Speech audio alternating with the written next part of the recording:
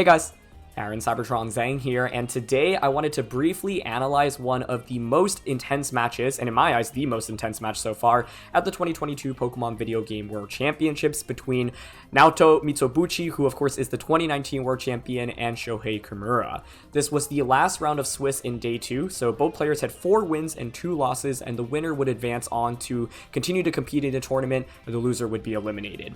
I've linked this timestamp in the VOD for you, so if you want to just watch the battle spoilers free, definitely check that out down in the description below. But yeah, I'm trying out some kind of new form of content. It's been a long time since I posted, since of course I am working at Worlds. I literally wrapped up the day, finished the analyst area for this match and for all the other matches, came back to my hotel room, and I was like, I gotta post a video about this because it was just such a fun match. So if you haven't been tuning into Worlds, tomorrow is where it really spices up. We're down to the final 26 players, and we'll play down to the final 2 players. And on Sunday, we're going to crown a brand new Pokemon Video Game World Champion. So yeah, thank you so much for tuning in. I really appreciate it, and let's just get started.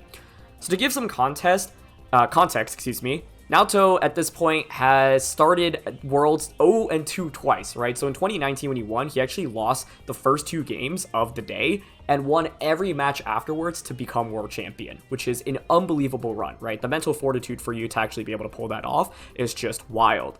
This year, he started 0-2 once again and then won 4 in a row to put himself in this position, right? Like, I've never heard of anything like that in VGC before. You have to understand that this is one of truly the most accomplished players in the history of the game. Got 9th at Worlds in 2010, top 4 at Worlds in 2015, finally won it all in 2019. And here he is 12 years later after his first World Championship, fighting for a spot in the top 32, right? Shohei, on the other end, is a very animated player from Japan. I've used a couple of his teams actually on the channel before. He is truly just so skilled at the game and was always getting to like number 1 on the ladder, especially during the beginning of Sword and Shield. And he is no stranger to the World Championships as well. And so this was going to be an action-packed match. And you have to understand that these players are both pretty tired at this point as well, right? Naoto has come back after losing the first 2 in this competition in this day. Shohei actually started the competition in day 1, meaning like he had to go through an entire other day of competition where he was able to advance onto this today. And he was using a pretty similar team, right? So Shohei is using Zacian Kyogre with Rillaboom, Incineroar, Whimsicott, Thundurus. This isn't anything too crazy in terms of team composition. Sometimes you'll see like Grimmsnarl over Whimsicott or maybe Zapdos or Regieleki over Thundurus, but generally a very, very consistent comp. Naoto is using the Lunala Groudon combination, and Lunala Groudon is actually what he won the World Championships with in 2019. His team actually looks very similar to the Rinya Sun composition, but instead of Zacian, he's got Lunala, right? So this matchup is really interesting because I think Lunala and Groudon inherently match up well against Zacian and Kyogre, but Shohei, of course, has the Rillaboom, and Rillaboom is quite annoying for Pokemon like Groudon and Gastrodon to deal with. For Shohei's end, he's got Thundurus and Kyogre. Those are the 2 main Dynamax options on his team. Thundurus normally looks pretty good into these teams, but one big trend at this World Championship, and in my eyes, maybe the biggest trend, is that Charizards now are really commonly running weakness policy and are very bulky. So Thundurus normally is very good into Charizard because you can kind of just snipe it off with a Max Lightning. That is no longer the case. You've got things like Grimmsnarl to set up Reflect, very bulky Charizard, so you can take that attack and activate the policy, and then Charizard can really just sweep through these teams. And so that's been a really interesting trend at Worlds. We have multiple weakness policy Charizards that have done well on stream, and Naoto here is also using it, right? And so as a result, Thundurus is a little bit scarier to actually utilize in this matchup. So let's just actually get into the games. I'm going to speed it up a little bit and pause at critical moments here. So getting into game 1 immediately, we've got the Groudon and Charizard duel from Naoto and the Zacian Kyogre duel from Shohei. So what's really interesting is at this Worlds, we've already seen so many Charizard Groudon teams, right? And a lot of these Charizards, of course, are now running weakness policy. So a way to counter it for a lot of players is the Zacian Kyogre duo. It's like 2 of the strongest Pokemon that you can have, and basically you can put on pressure onto Charizard immediately, where Kyogre can max and go for something like Max Geyser or Max Lightning, and then Zacian can Behemoth Blade as well. I think what Naoto does a really good job of here is just leading the Groudon immediately, saying, okay, I know my Groudon's probably going to be slower than your Kyogre. Normally you want to be a little bit scared about losing the Weather War here, but Naoto's like, okay, I'm fairly confident that in leading this, I will just win the Weather War, right? And it works out even better because Shohei leads the Kyogre. If Shohei doesn't lead Kyogre, you can just switch it in and get rid of Solar Power immediately. So Shohei decides to go for a very aggressive turn 1, Behemoth Blade into the Charizard, but you can see Charizard is so bulky here and critically gets Max Airstream off into the Zacian slot. The Max Airstream is important because it gets a little bit of chip damage, more than a little bit, so that the Groudon can finish it off with Precipice Blades in this position. So Max Geyser comes out from Kyogre, And this is where bulky weakness policy Charizard comes in handy. The Charizard is able to survive, the weakness policy activates, and now Naoto's in a perfect position, right? You've gotten a knockout onto Zacian to start the game. The policy has been activated as well, and Shohei actually just brings out the Incineroar immediately, right? So suddenly you're staring down a Charizard like an outspeed both of your Pokemon, and weakness policy is activated. So now Naoto's in a really solid position, and what he's really looking to do is just get one big attack off with Charizard, right? At this point, Groudon is looking already really strong to secure the game, and I love the play that he goes for here. It's just Max Guard on Charizard. Incineroar is going to go for a Protect of its own, and Max Strike into the Charizard. So let me briefly pause here. Protect on Incineroar has been a move that more players have been using at the World Championships as well. And so the idea here was ideally to bait something like a Max Airstream, a Max Quake, Max Rockfall into the Incineroar slot, right? And normally Incineroar doesn't carry Protect, so a lot of players would feel safe doing that.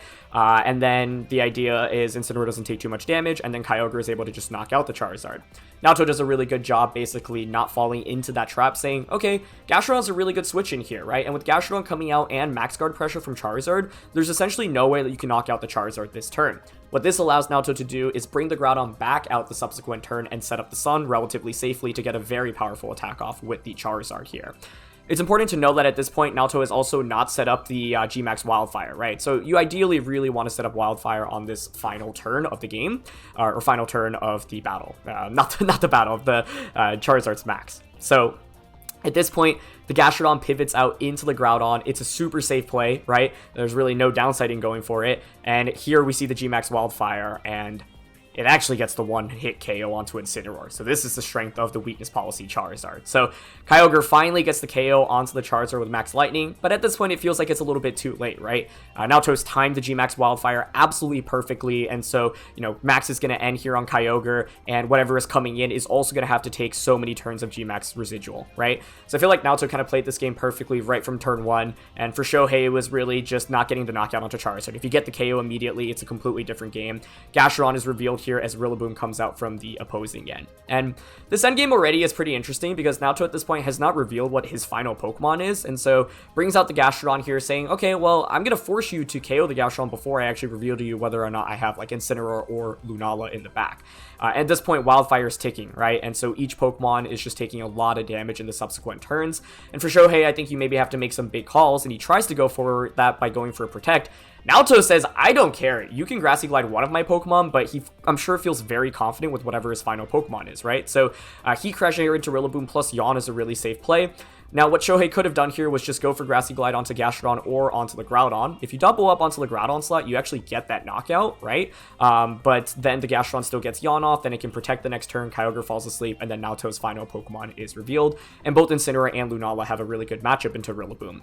Shohei, however, by going for the Protect, puts himself in a worse position, and now Naoto can very safely just go for the double Protect as he does to force Kyogre to fall asleep, right? And so now you're in a really tricky position where if you're Shohei, right? Where the Kyogre just can't do anything. It's all really down to the Rillaboom. And so the leftovers in the grassy terrain heals up so much on the Groudon's end as well. And so, yeah, it puts Shohei in a really tough position at this point. I feel like a couple turns ago when he had the Rillaboom and protected with it, that was the main opportunity to attack. But to be honest, it was one of those situations where I think even if he had called that turn correctly, Naoto would still be in a really good spot. Now Grassy Glide doesn't even KO the Groudon, and as soon as Heat Crash goes onto the Rillaboom here, that's game over, right? But I think this situation does highlight the fact that Rillaboom is actually quite powerful against both Gastrodon and Groudon, and so it's going to inherently be a very critical Pokemon in this matchup. Yes, it didn't actually pick up a knockout on either Pokemon here, but I can see where Shohei was coming from with that Protect, where he may have been trying to bait out a Protect from Naoto's end, and Naoto just goes for a very aggressive, double attack. And at this point, the game is over, and he still hasn't even revealed his final Pokemon. So to me, I think the pace of this battle was really set from turn one, where Kyogre critically activated that weakness policy on the Charizard, allowing it to pick up the knockout onto Incineroar. And that's why weakness policy Charizard has been a big tech for this world, right? The fact that it survived the Behemoth Blade and Max Geyser combination has just been absolutely crazy. And so where can Shohei have improved in this battle, right?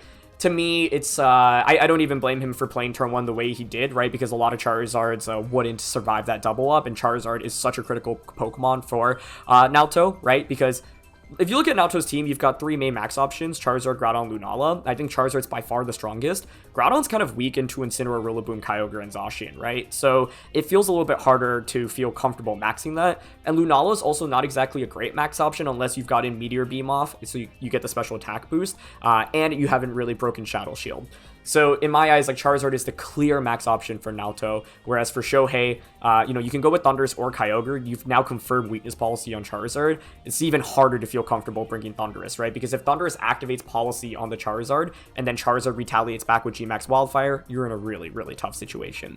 Now, Shohei didn't really maximize his usage of Rillaboom in the last game, so going into this next game, I think the adjustment from his end should be, well, I know now that the Behemoth Blade Max Geyser combination is not going to knock out Charizard, so let me not activate that weakness policy immediately. If I activate weakness policy immediately, then this thing can just be an absolute monster, and the way Naoto positioned turn 1 through 3 in that last battle was honestly kind of perfect, right? And so you kind of got the weakness policy activation, you were able to get your opponent with that surprise, but now you can't expect it to work as well.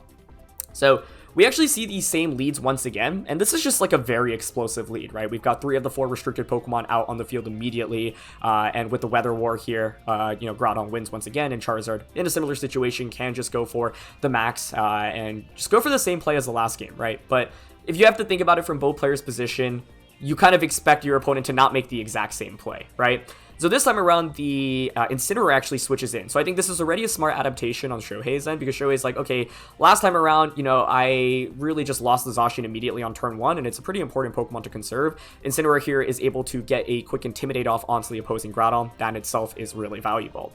And this is where things get really interesting. Naoto decides to actually just go for a max on the Groudon rather than the Charizard. So I think this is a really interesting play, because in my head, I think what Naoto might have been expecting is saying, okay, you're going to expect me to max Charizard again, and so this time around, I'm actually going to just max the Groudon. And I think the expectation is maybe Zacian stays in, maybe they just go for the same play once again, trying to snipe off Charizard. And I think basically the logic here is, you're going for something different, right? You're mixing up your strategy. I'm not sure I absolutely love it here, but I think Naoto's up a game already. And so in his head, he's like, okay, if you maybe play a little bit greedy with Zacian, or maybe you don't Dynamax the Kyogre, I can get a lot of value out of this turn, right? So instead, the Incineroar switch in is really good, especially because Charizard goes for Blast Burn here. So once again, the logic is, I think Naoto probably doesn't expect to get away from turn 1 as well as he did last turn. One other thing he might be expecting is like a mix-up where you go for Behemoth Blade and Max Lightning with the Kyogre this time around, or even something like Max Strike. And so the logic is, okay, this time I'm maxing Groudon, but this switch in into Incineroar is really critical. I think if Zacian stays in and just tries to double up onto the Charizard slot again, where you go for Behemoth Blade and Max Lightning, then Charizard knocks out Zacian, Max Quake goes into Kyogre, Groudon's very well positioned for success. But it's actually kind of a complete disaster in my opinion here. And this is a really smart adaptation as well. Shohei doesn't just want to go for Geyser to potentially activate weakness policy on Charizard. The other thing is, if you click Max Geyser, you risk a Gastrodon switching in, and that can be really risky, right? So the idea here is, okay, I'm not going to activate weakness policy, I'm going to slow you down a little bit, and the Incineroar switch in is so fantastic because now it's a -1 Groudon, and -1 Groudon's damage output is really, really underwhelming, even when you're maxed, right? And so this next turn, Charizard can't really do anything. Groudon can fish for, I think, there are a bunch of options with Groudon. You can Max Quake into Incineroar, but Incineroar, of course, could switch into Rillaboom here, or Thundurus if Shohei somehow brought that, but that'd be very unlikely. You can Max Quake into Kyogre, which is always guaranteed damage, but as you see with the Intimidate, you don't do very much. Or you could go for a Max Flare onto Incineroar, which would cover for the Rillaboom switch in. But if Rillaboom doesn't switch in and you just end up flaring, you look kind of silly, right? And so Max Strike comes out here, and indeed the Incineroar does not switch out immediately, but thanks to the speed drops, you don't need to. It actually just allows you to get a parting shot. So Groudon's already at -2 attack, and Charizard, which was the MVP of the last match, is eliminated from the field. So I think Shohei has made some wonderful adjustments here and punishes Naoto, especially for that turn 1 play. So Rillaboom comes out, and here is a -2 Max Quake to not do any damage into Kyogre. So at this point in the battle, it feels very heavily, in favor of Shohei. It's really tricky for Naoto to get out of this one, because Gastrodon's not going to do any damage right now, and it's also super weak into Rillaboom, so you're essentially forced to bring out the Lunala immediately, right? At this point, I think what would have been interesting is if Incineroar was in the back, would you ever consider switching out here, because you get an immediate Intimidate here onto the Rillaboom, if, that comes out, or into Zacian, right? So Incineroar is something to start considering, right? Because in the first game, it wasn't, we never saw it, but I think Lunala was probably likely the 4th Pokemon for Naoto. And so Incineroar is something that I think Naoto's probably thinking, okay, if I had it here, it actually would be pretty good to bring out. Instead, it's the Lunala that comes out. So, okay, Lunala is looking decently powerful. You get the Grassy Glide off into it, and then the Max Geyser. And so this is a nice play to just get a lot of damage onto it immediately. Yes, it doesn't look like that much because it only takes 50%, but critically you change the weather, Flare goes into Rillaboom, but at this point the problem is that the damage output from Groudon is really insignificant, right? You've gotten the Intimidate off onto it and the Parting Shot onto it, and so yeah, you change the weather, but Rillaboom is still looking quite nice in this position, and of course, critically, Shohei still has all of his Pokemon, right? If you look at how the maxes were traded, I think it favors Shohei a lot more because Groudon just was intimidated once and ate up a Parting Shot, and Rillaboom, of course, is in a really good position. The other awkward thing is if Gastron is the last Pokemon for Naoto here, nothing can switch into Grassy Glide, right? So Grassy Glide's looking very, very powerful from Rillaboom at this moment, and Groudon's been intimidated twice as well. And so right now, Kyogre's in kind of an awkward spot where it's like, yeah, the sun is up and both Pokemon don't, take very much damage from it. So I think Shohei can consider a switch out here, and that's exactly what he does as he brings in Incineroar.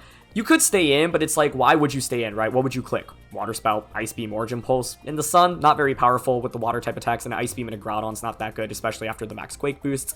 So I like the other idea of switching out because you want to bring it back in and, win the Weather War. Once you bring it back out, then it's very, very oppressive. And so I think the Protect reveal on Rillaboom here is a big deal as well because it covers for something like a Heat Crash into it as well as a Meteor Beam.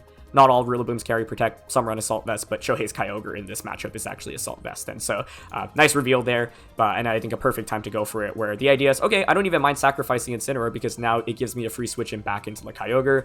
It's a critical hit there. I actually think that critical hit may have benefited Shohei more, and I wouldn't be surprised if Naoto actually just doubled up into that slot anyway, since you assume that the Kyogre there is, Assault Vest, and so you get 2 free targets into it, right? But either way, the Rillaboom protected there, so it doesn't make a difference.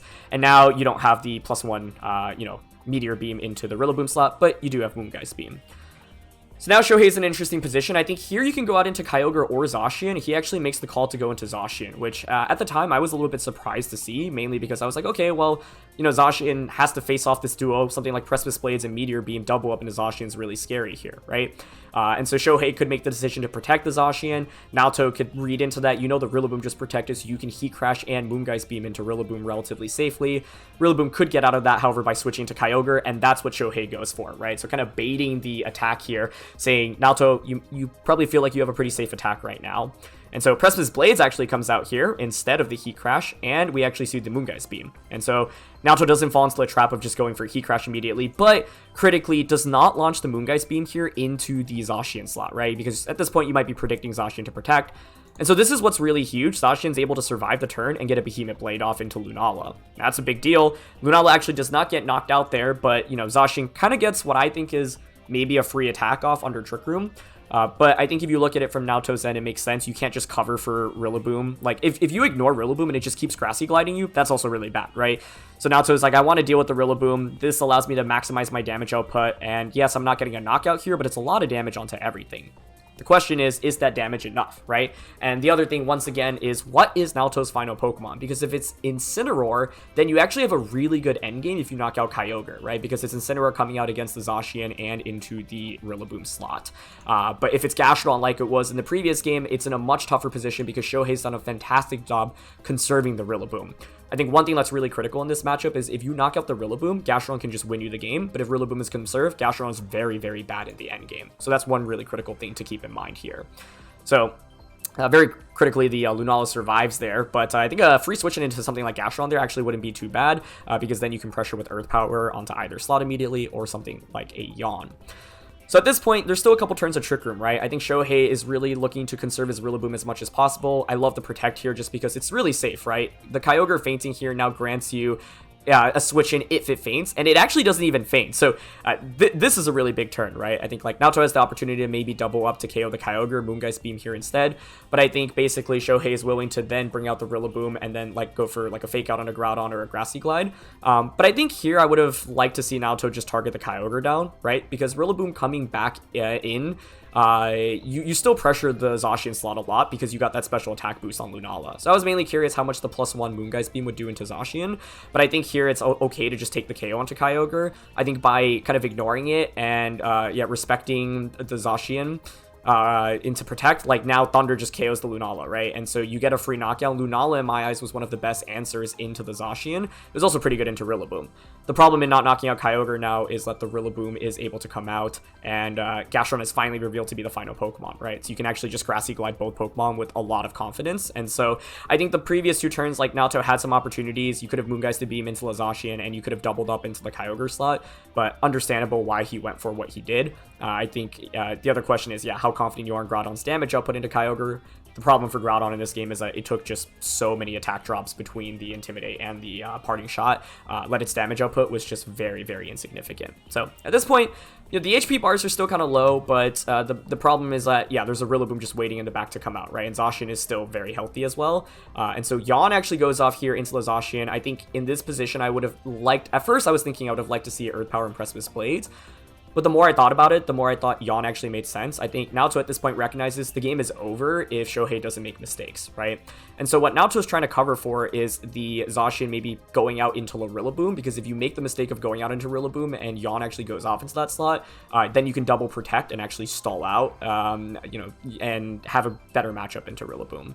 So the other play here that you can make is potentially just an Earth Power plus a Precipice Blades. That actually would get the double knockout. But then the question is there enough damage output from Rillaboom here in the end to deal with it, right? So I think, like, the thing in my eyes is, for me, I think, like, Naoto probably thought, like, he wasn't in a super good spot and went for Yawn to try to cover for Rillaboom switching in, because Zacian just attacking there also seems kind of unlikely. So if Earth Power KOs that slot, like very critically, the Zacian actually crits Gastrodon here as well, and so it just faints, and the game is just immediately over here, right? But I was thinking, okay, if Earth Power just goes into that slot, then it's Rillaboom against Groudon plus the Gastrodon. The Groudon actually has Heat Crash as well, so you can manage against the Rillaboom, but the problem is that Rillaboom, once again, has a very powerful Grassy Glide into both Pokemon. To me, well, after this crit, this game is certainly over.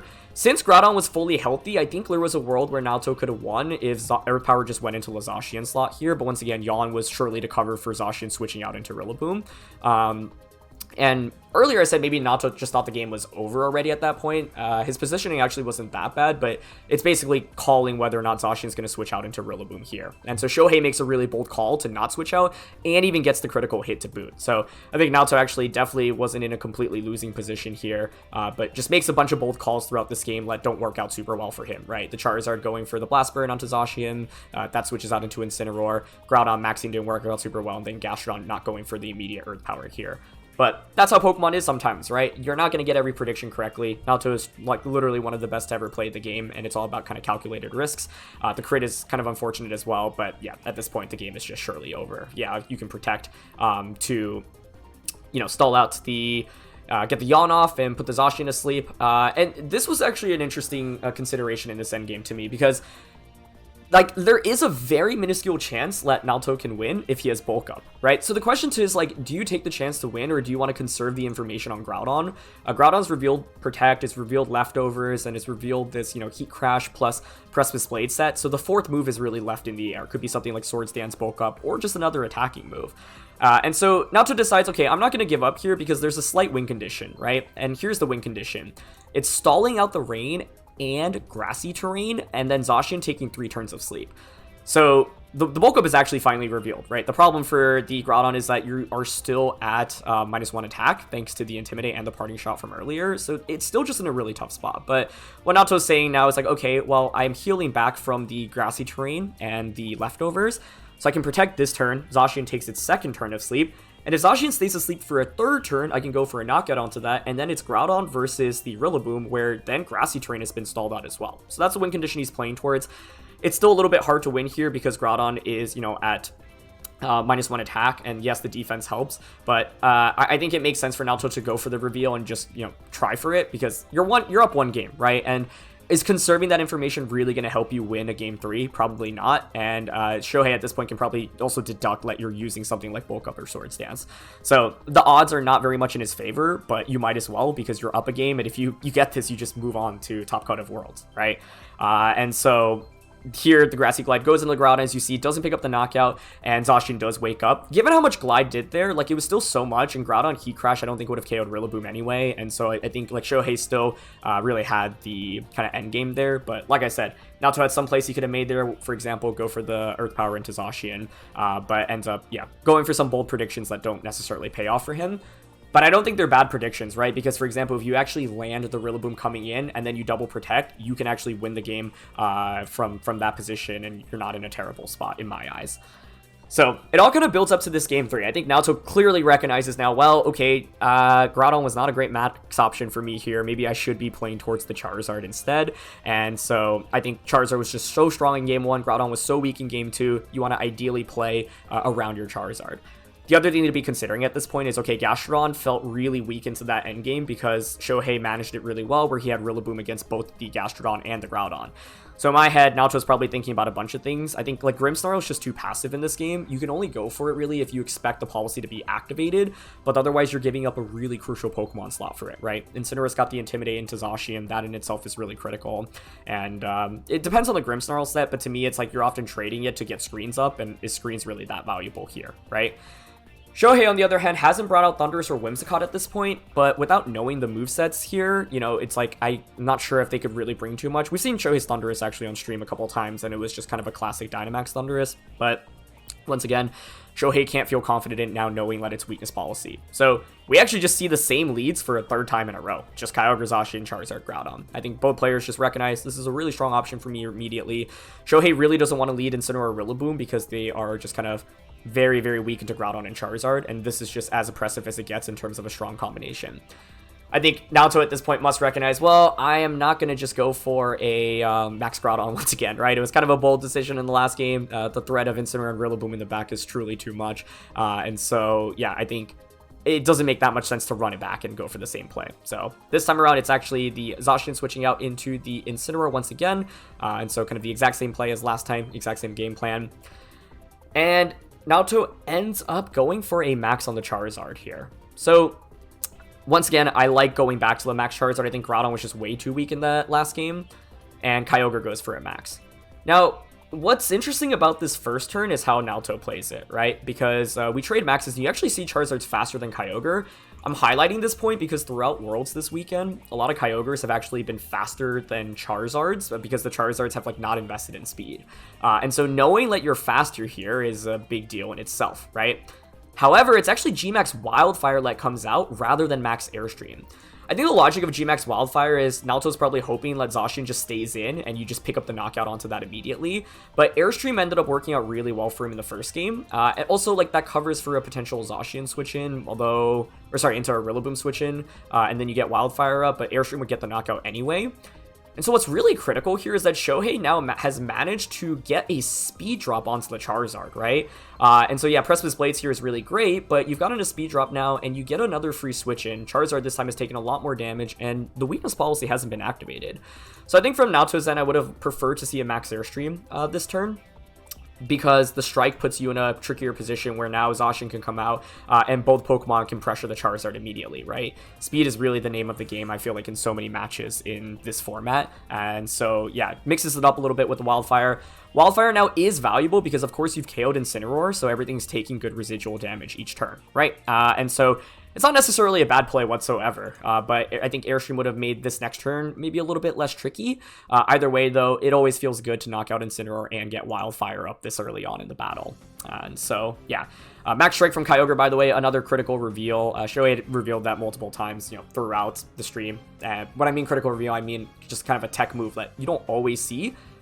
The logic behind Max Strike is twofold, right? First of all, it gives you an answer into Gastrodon, and of course, it also gives you speed control. Without Max Strike, Kyogre really struggles against Gastrodon even when Dynamax, but Max Strike can get a 2-hit knockout on a Gastrodon.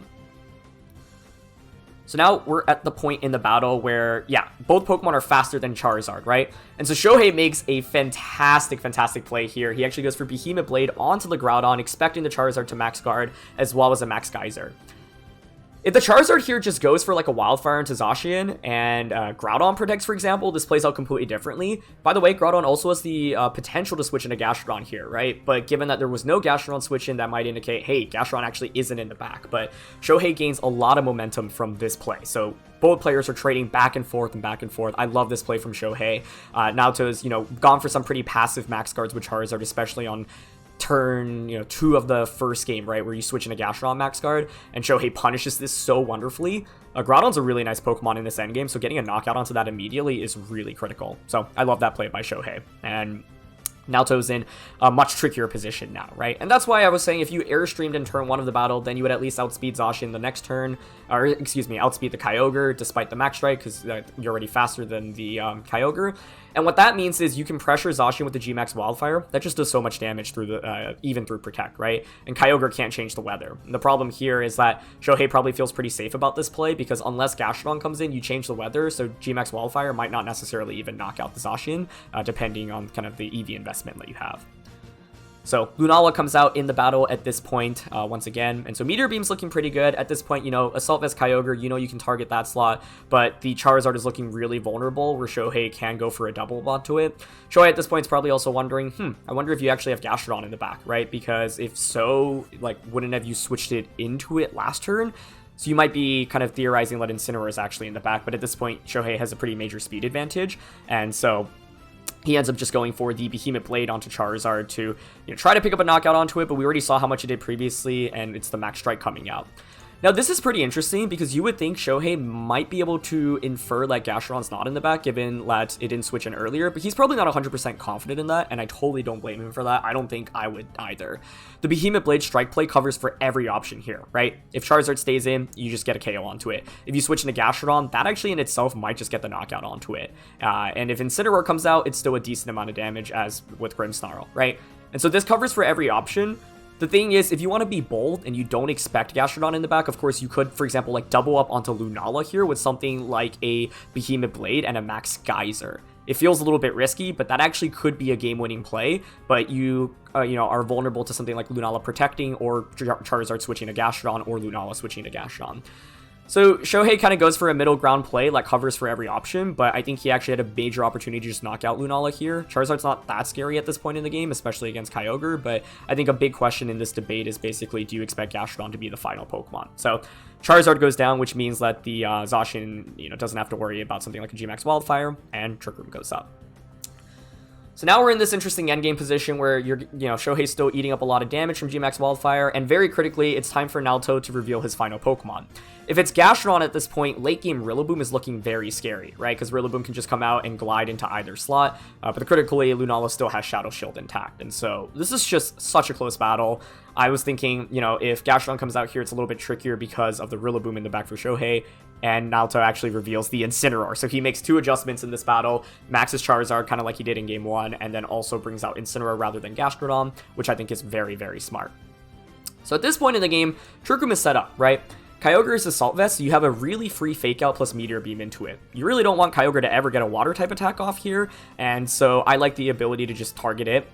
Now, the Lunala actually later reveals that it has Wide Guard. So you could go for Wide Guard, but what's the point, right? What's Incineroar going to do against either of these 2 Pokemon? Nothing. So there's no point in Wide Guarding. I think Fake Out Meteor Beam in this position is always really just the safest option, because by the way, if you knock out the Kyogre, these 2 really should win against Rillaboom and Zacian. Shohei does a great job recognizing, hey, I kind of need to protect the Kyogre right now, so brings out the Rillaboom, but as a result, that's why Fake Out Meteor Beam is super safe, right? There's no way to deny this free amount of damage, and Shohei does a good job, at least here, not protecting Zacian, saying, I think it's very likely you double up into that slot. So it gives him the opportunity to go for a free attack here, right? So he opts for Behemoth Blade onto the Lunala slot to break the Shadow Shield. So I think that's definitely a solid play. Wildfire ticks off a little bit, and Rillaboom hangs on just with a little bit of HP as Zacian heals back to just over about half. So at this point, the Rillaboom has revealed that it has the ability to go for the Protect, right? But Grassy Glide's fairly powerful into either slot. Is going to go for Protect here. The idea is we're just trying to stall out Trick Room at this point, right? So I like the double Protect play. You heal back a little bit and also try to see who Lunala's targeting. The main thing about double protecting here is now Naoto can target either slot with full confidence next turn. I said full confidence, but you do have to worry, obviously, about a double protect. That's the one thing. Also, critically, Lunala is faster than Rillaboom under Trick Room here, as you'll know. And so Rillaboom is a lot less effective here, right? Imagine if this were a Gastrodon and Incineroar was Gastrodon, then Rillaboom could just Grassy Glide it very easily, but it's Incineroar. And so Rillaboom this time is way less effective, and the Zacian had just committed the Protect, right? And so Naoto now has a pretty free opportunity to go for the Moongeist Beam onto the Zacian slot, and you could double up onto Zacian if you're not confident in Moongeist Beam KOing. Zacian here could consider a switch out into Kyogre, but Kyogre eating up a Moongeist Beam doesn't feel great either. So Glide just chips away a little bit more, but Moongeist Beam comes out, and it actually just gets the KO onto Zacian, right? And so it's a double knockout immediately this turn. I think for Shohei it's really tricky because if you pivot in Kyogre is already kind of low. It's already taking a little bit of damage, and so it doesn't love eating up that Moongeist Beam. And then part of what Shohei was looking for here was timing the weather, right? If you bring in Kyogre out immediately, then the rain expires at the end of the turn, and you don't have the rain up. So yeah, I think maybe he could have considered like protecting one of his Pokemon there, just go for a double protect with Zacian. Because if you get the double protect off, things are a little bit more interesting, right? Maybe Shohei was expecting to survive, but if you get the double off, you bring out Kyogre, meaning that, you know, Flare Blitz isn't going to KO the Zacian in the rain. Lunala, of course, can Moongeist Beam it, but then it forces Moongeist Beam to go into that slot, allowing Kyogre to get an attack off. So in my eyes, that was a missed opportunity by Shohei to go for the double protect, but perhaps he was expecting to survive the attack from Lunala. If you survive there, then you can protect the next turn and then stall out Trick Room, right? But now it's this tricky position where Kyogre is out against both of these two Pokemon, and this is where the battle just kind of dives into absolute madness, right? So in this position, it's pretty interesting. We haven't seen Incineroar's full moveset, so I was wondering, do you have a Dark-type attack, Darkest Lariat, Throat Chop, Snarl, for example? Lunala obviously has Moongeist Beam pressure onto the Kyogre slot, and so right now it feels like, okay, well, Kyogre should be able to survive an attack from both of these two Pokemon, right? So an Origin Pulse here might just win the game, right?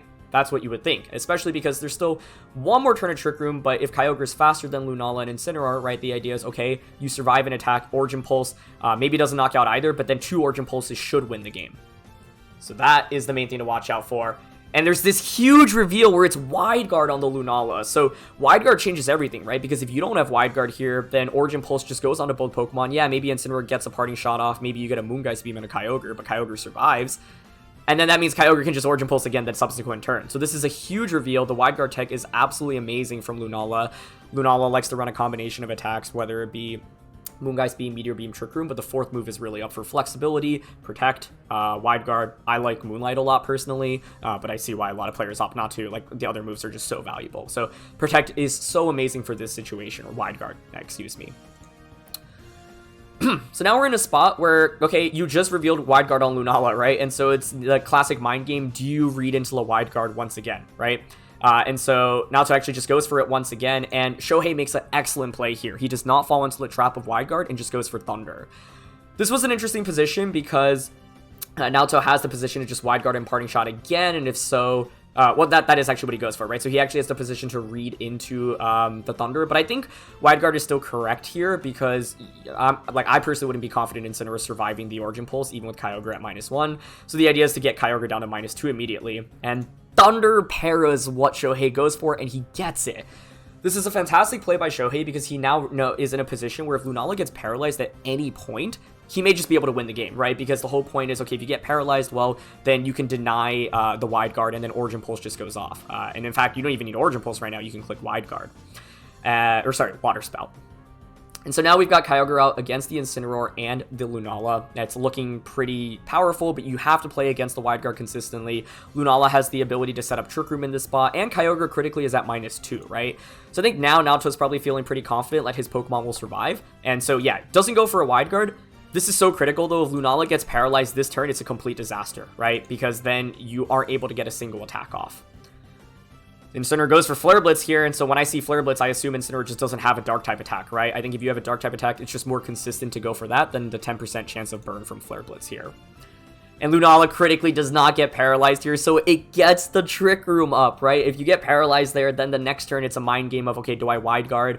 Does Kyogre just Water Spout or Origin Pulse once again? Trick Room going up here is so critical, though, because it means Lunala and Incineroar are now going to be able to move first, right? The other thing to look is that there are 2 turns of rain, so what Naoto really wants to do is ideally stall out the rain, right? And so you're really at mercy of getting paralyzed with Lunala. Incineroar is at least getting an attack off here, but imagine, like, yeah, you can Parting Shot or Flare Blitz here, but if Lunala gets paralyzed as you try to wide guard and Kyogre just Origin Pulses, it's a complete disaster here. So the odds are kind of stacked against Naoto, in my opinion, after the paralysis, but he's able to consistently attack around these paralysis, gets a Flare Blitz here, so opts not to Parting Shot here. And I think the expectation is, okay, Parting Shot doesn't help me survive against the Origin Pulse anyway, and 2 Origin Pulses probably KOs Lunala anyway, thanks to Lorraine.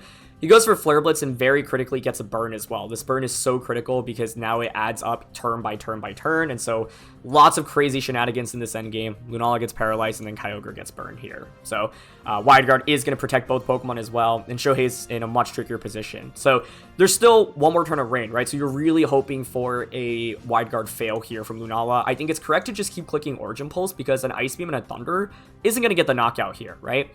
Yeah, you could get a critical hit, but the odds of a crit are so slim, whereas the odds of a paralysis are way better, and if a para happens, once again, Kyogre can just clean the field of Incineroar and get rid of that.